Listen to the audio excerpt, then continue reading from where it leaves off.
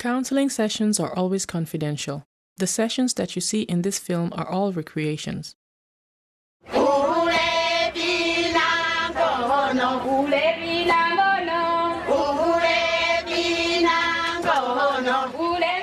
SASA. SASA. SASA. SASA. SASA. SASA is a Kiswahili word meaning now. Now is the time.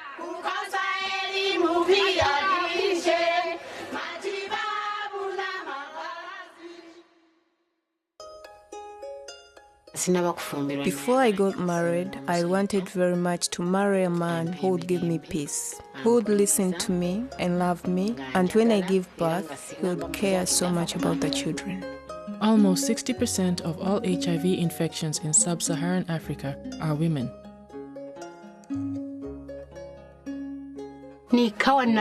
When I compared it to what was happening to other women around me who were beaten, I thought it was the normal way for men to behave. I was ready to apologize so he would forgive me, even if I didn't make a mistake. I thought it was better to submit to him. 1 in 3 women will experience violence in her lifetime. Now is the time to become aware of the impact of men's power over women. Mama Joyce lives in Mwanza, Tanzania. My husband married me and God blessed us with 10 children. That's when the violence started, when I went to Morogoro to build a house. As soon as I returned from Morogoro, when I came back here, he became very aggressive. I was oppressed. I was beaten. He asked me, "Why have you come without letting me know?" The neighbors started telling me, my children were telling me that this husband of mine had another woman. He said that I couldn't compare with that woman. Therefore, to him, I was worth nothing. He saw that other woman as having more value than me. Men go outside marriage, obviously, because they have no fear. It is okay in our society. It has come now to be a very big problem. When there is a conflict at home or anything happens, they use to marry a second wife as a punishment. It is like a norm. He wasn't sleeping at home. When he was at home, he was always fighting. He didn't like me talking to him or telling him about problems. If you talk, he hits you. I found that he was degrading me all the time. I don't know. It's better to be beaten, but even being beaten is hard. Violence within the marriage, it really affects the relationship. Because the women who are abused physically, they become afraid. They are not able to decide on their own. And this makes the woman submissive. There's a lot of fear. I thought maybe that's how men are. Maybe that's how God made them. I felt that maybe because I'm a woman, I'm an instrument to be used, and I have no rights. He has the rights. Domestic violence is a negation of human rights. Violence at the domestic level is caused by the low status of women and the unequal power relations. Most women are not able to be who they really want to be, especially when they're denied their rights. If a woman begins knowing that if I initiate this discussion, it is likely to bring physical violence, then they don't initiate the discussion. So you find that because women fear violence within the home, it makes them conduct their lives in a way that is unsafe.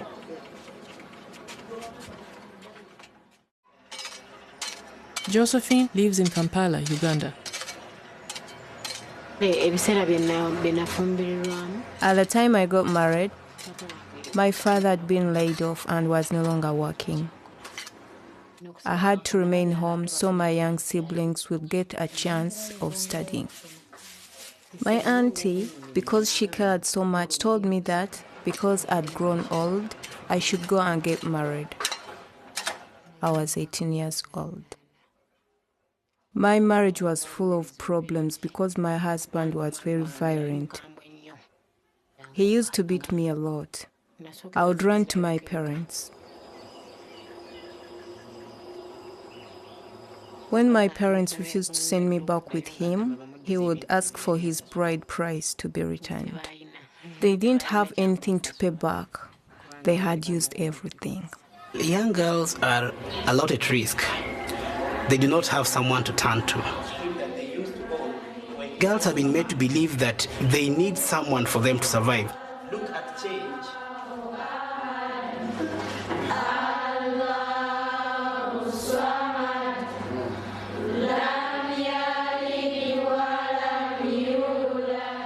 Young girls are being forced. They don't have a decision to say no to marriage, but also to say no to sex. Young women are forced into transaction of sex because of their basic needs. When the young women, they get advances from elder people, they agree to get those items that they need to survive.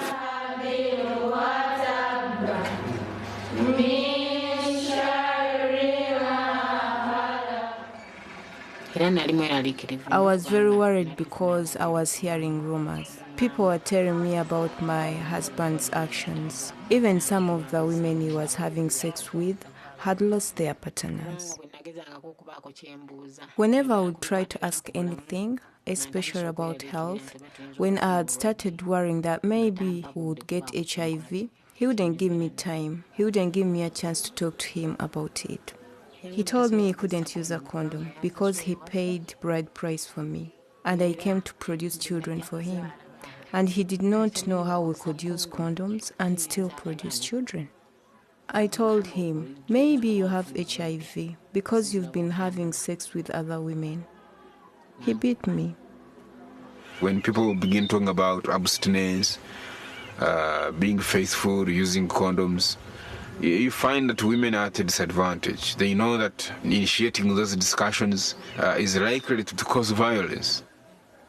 We've realized that the ABC approach does not work to women. They cannot say no to sex. Of course, they can be faithful, but socially, men are allowed to have multiple partners.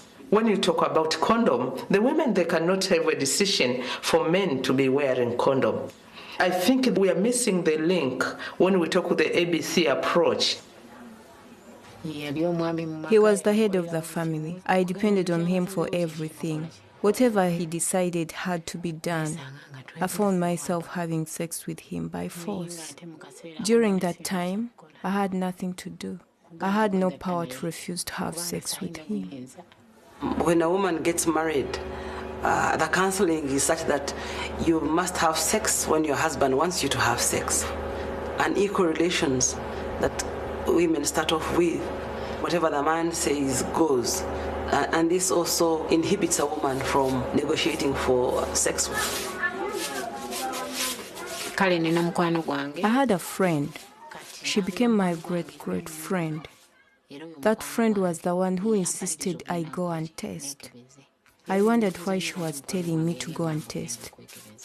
I never had sex with a man outside my marriage. The results showed that I was HIV positive. I cried so much. I felt like the world was over, and yet my friend was telling me not to tell anyone. I was afraid of what my husband would do. I thought he would have killed me, and so I kept quiet. I feared to say. It is dangerous to a woman to disclose to their husband because they do not know how they will react. Women have to seek the permission when they want to know their status.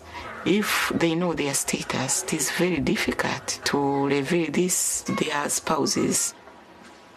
Having HIV, if you are a woman, increases the risk of violence because there has been this tendency of people thinking that it is women who bring infections to men. I don't know where they got that. And so when a woman tells a husband, I'm positive, they are beaten, they are harassed, they are rejected. The society expects men to have multiple partners. And women are supposed to be faithful. So here it's really strange, but still women get all the blame. Charles lives in Kampala, Uganda. My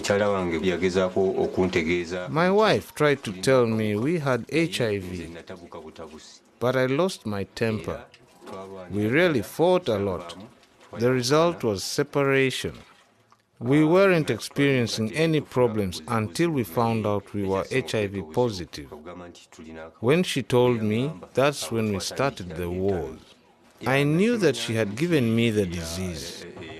That's how I thought. It was not right, but it happened because I had no one giving me counseling. Maybe if I had gotten some counseling, maybe we would have remained together.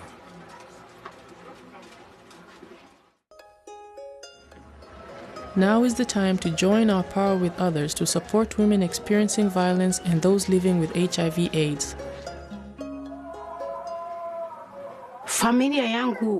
My whole family knew. Even my neighbors and my community knew about it because I was being beaten publicly. They would just watch. All that remained was for them to cry. Most of the people who witnessed the violent conflicts tried to urge my husband to stop beating me up, but my husband did not listen. I thank God the chairman of the street was my refuge. He used to help me, even when I was beaten. If I was injured, he was the one that took me to the hospital. For example, there was a day when he beat me up on the head with an iron bar. I lost consciousness. The chairman and my neighbors found me a vehicle, reported the attack to the police, and took me to Bugando Hospital. I thank God I'm still here. Now I'm working to support my community members. For example, if a woman has experienced violence at home, she usually comes here and talks about the violence she has experienced. When she tells me what has happened, I ask her if she is ready to bring her husband.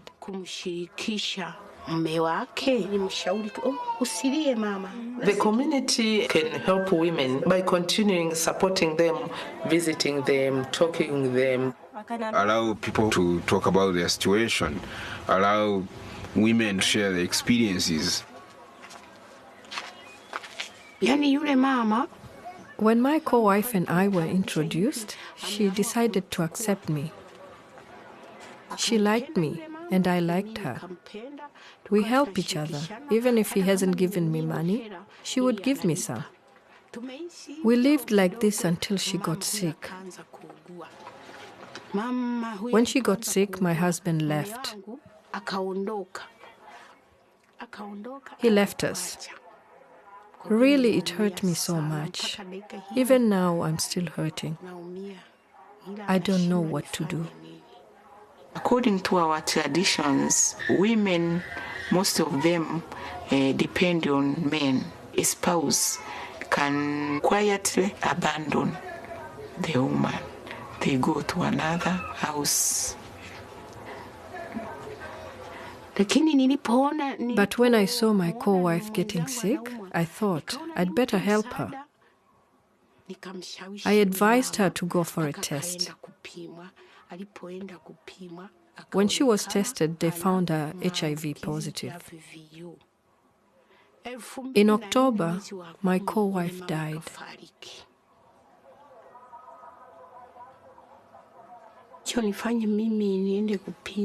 What made me go and check my health was that Kivulini Women's Rights Organization invited me to a seminar on HIV and different forms of violence. What I learned there touched me. I became a community educator. I ask myself, why should I just tell the others? It is important that I also go and test my health. When I returned, they said, sorry, your blood has the HIV virus. For people to change their behaviors, for people to protect themselves from unsafe practices and conditions, for people to be better and healthier and safer, they need support. I had no one I could tell my secret.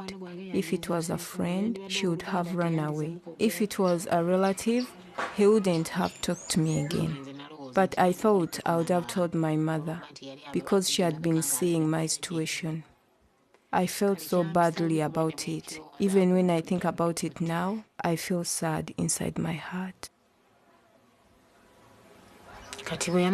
After my husband died, my mother-in-law said that I brought the virus. The language she used was very bad, that I killed her son.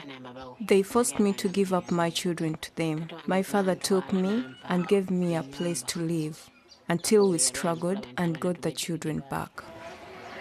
The stigma from the community affects the woman by reducing the quality of life, because the woman now can no longer make a friendship to other women. Also, stigma can cause the woman to not to get priority needs. If we continue with the stigma, with the shame, with the denial, with the discrimination, with the inaction and misaction, what will be the world in 50, 100 years from now?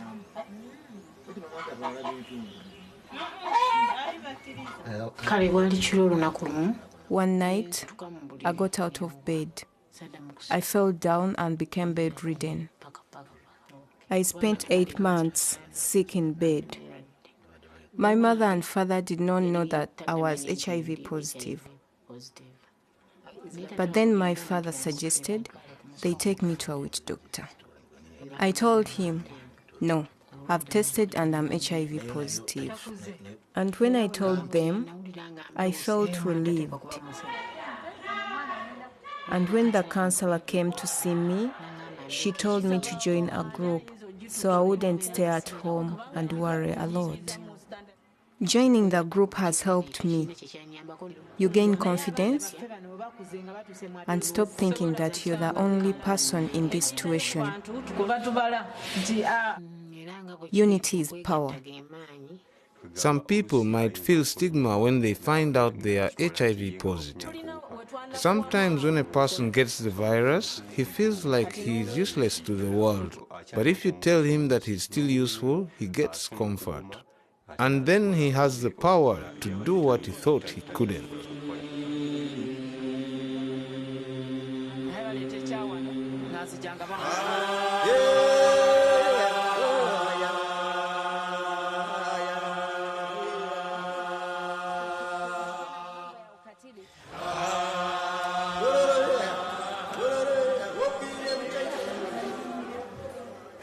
At TASO, I work as an aromatherapy assistant. I help people who are sick, who have sore joints after taking ARVs. Some of our friends come when they have bad skin. The home where she's coming from, all her relatives run away from her and no one wants to be close to her. You explain to her that you massage her. The way you touch that person, it strengthens her heart and gives her hope.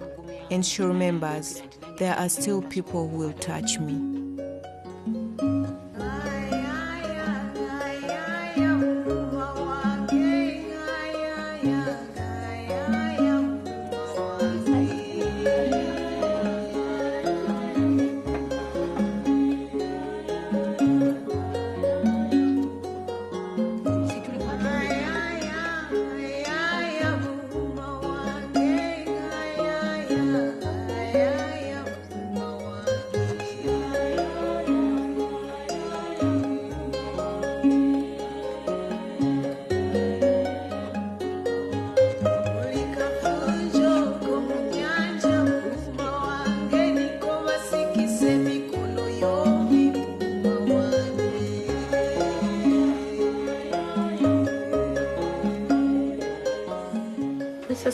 In the evening, I will come. I will come to see you again.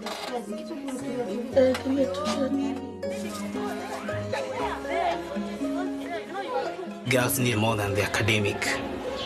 So they also need a lot of social support. They also needed someone to be a big brother, someone to be a father for them. What I would like to say to a counsellor is to assess violence. A woman does not know all the areas of violence she meets.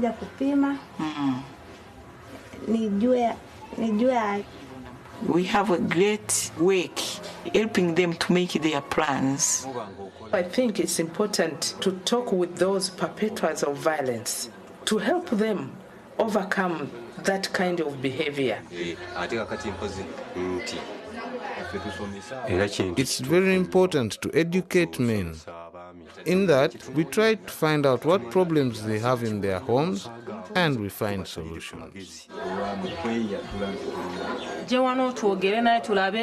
Police officers should have a heart. Be kind to them and give them support to enable them stand or to come out of that situation. The doctors can support women to share the problems they are having and help to have a decision, because the decision should come from the client. All doctors really should continue encouraging the patients. They should not sympathize but empathize. We advise the man that first of all go to the Muslim leaders. Muslim leaders will sit with your relatives. There are people who are afraid, who are battered down, and as a pastor, you are supposed to bring them together and bandage them and soothe them, encourage the agitated. But on the other side, you have to agitate the comfortable, people who are doing business as usual, neglecting their role to support children, to support women. Now is the time to use our power to take action to prevent violence against women and HIV/AIDS. When we know that there are people who are not violent in their homes, in their relationship, there is a way that it helps, especially in our situation. The advice that I want to give men is for them to stop being violent at home. I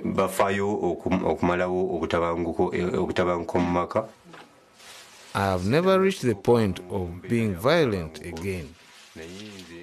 When I was looking for a new partner, I was wanting peace at home. Charles was my friend at first. I used to tell him all my secrets. One day, he asked me if I would like to go and eat some pork. Now, in the middle of the conversation, he told me that, according to the secrets I've been telling him, he knew that I was the right person to be with. He doesn't do anything without informing me. He's open with me. I think it's good to balance power, because when you are balancing, it means there is no side that is controlling the other. This situation lets a woman know that she has respect.